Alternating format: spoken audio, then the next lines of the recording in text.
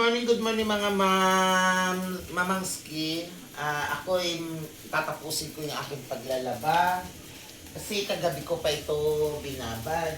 Ngayon, dahil nga mahina ang tubig, ihi. So, magwawashing lang ako. Itutuloy ko lang yung pagwawashing. Ngayon, ako'y nagugutom na.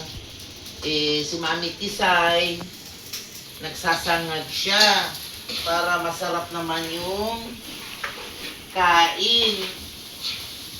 At gusto ko sinangag, tuyo at kape. Pang heavy breakfast ba? Kaya mga mamangski, ito ang buhay ko pag walang pasok, laba. At ngayon, may pinagkakaabalahan pa ako ngayon at kailangan ko talagang magsipag. Kaya, ako'y gutom na. Gutom na ako. Okay na ba iyan? Pwede na. Okay, sige. Go muna mga mamangski. Bye-bye muna.